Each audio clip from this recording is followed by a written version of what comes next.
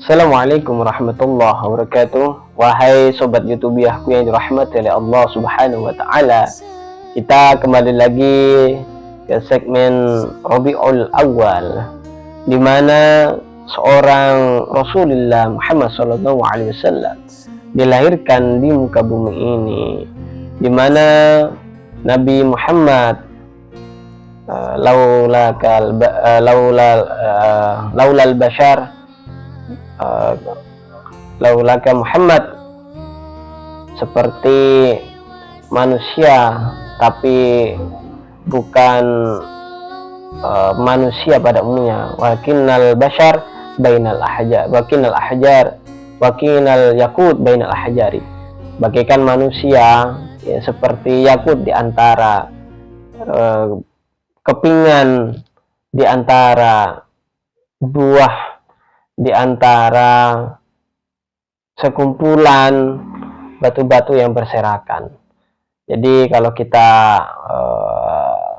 kita ilhami dan kita hayati bahwa Rasulullah itu bagaikan yakut yang berada di antara batu-batu, bagaikan seseorang yang memang benar manusia biasa, akan tetapi Nabi Muhammad punya derajat yang sangat luar biasa.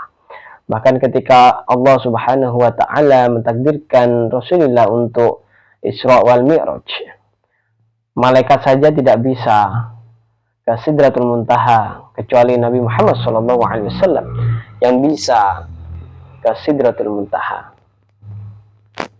Hal ini tentunya menimbulkan spekulatif bagi kita semua. Apakah karena hal itu merupakan kehendak Allah Subhanahu wa taala memang benar?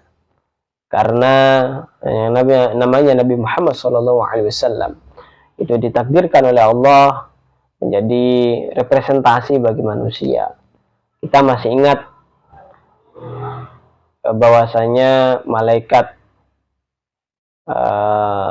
kepada Allah Subhanahu wa taala, malaikat berbicara bahwa mengapa dijadikan manusia di muka bumi ini. Qala ini a'lamu ma la ta'lamun. Allah Subhanahu wa taala punya rencana yang tidak diketahui oleh kita semua. Hatta malaikat, makhluk yang dimana arsy itu diciptakan, malaikat juga ada di situ. Dalam kisah buku Fuad Abdurrahman diceritakan bahwa berkah untuk Ummu Ma'bad. Di tengah perjalanan hijrah bersama Abu Bakar dari Mekah ke Madinah, Rasulullah Muhammad SAW merasa lapar dan haus. Keduanya terus berjalan hingga akhirnya menemukan sebuah kamar kemah kecil. Mereka singgah untuk meminta makan dan minum. Ternyata kemah itu milik Ummu Ma'bad. Siapa Ummu Ma'bad? Ketika Rasulullah meminta bantuannya, Ummu Ma'bad mengatakan bahwa ia tidak punya apa-apa. Seorang yang mempunyai kemah kecil di sebuah wilayah, ya, jelas gurun pasir, ya, namanya di belahan dunia Timur Tengah itu rata-rata pasir, gurun, tapi masya Allah, karena berkah yang dimiliki oleh Nabiullah, dimiliki oleh Rasulullah, dimiliki oleh Auliaillah, semuanya walaupun negeri tandus, apa-apa bisa ditemukan di sana. Di Arab itu pertanian, jarang orang bertani, tapi semuanya hasil pertanian bisa didapatkan dan ada semuanya diantarkan di sana. Ummu Ma'bad mengatakan tidak punya apa-apa kecuali seekor kambing betina kurus yang biasa digembalakannya. Apakah kambing itu ada susunya dan bolehkah aku memerahnya, kata Rasulullah. Demi ayah dan ibuku, jika menurutmu bisa diperah, perahlah, kata Ummu Ma'bad. Kemudian Rasulullah Muhammad SAW berdoa seraya mengusap puting kambing kurus itu dengan tangannya yang mulia, bila memanggil Ummu Ma'bad dan meminta wadah. Ajaib, subhanallah. Ketika diperah, kambing kurus itu mengeluarkan susu yang berlimpah memenuhi wadah. Ummu Ma'bad menjadi orang pertama yang meminumnya hingga kenyang.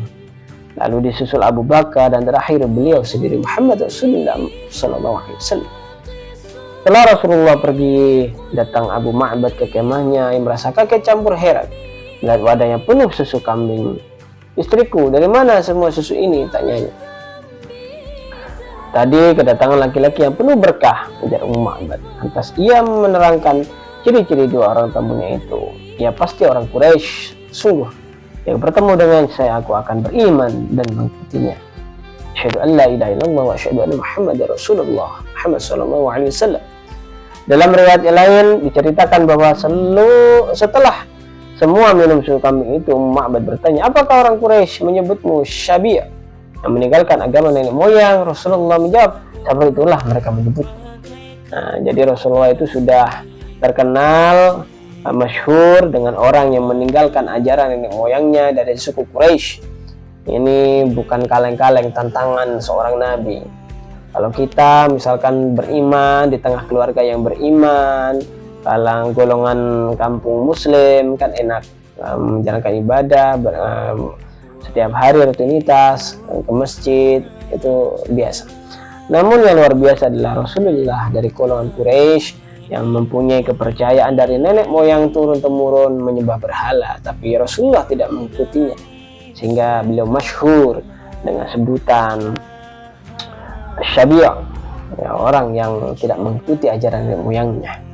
Aku bersaksi bahwa yang engkau bawa adalah kebenaran. Bolehkah aku mengikutimu? Pinta Ummu Ma'bad. Jangan, kecuali setelah kau mendengar bahwa saya ditolong, jawab Rasulullah Muhammad SAW.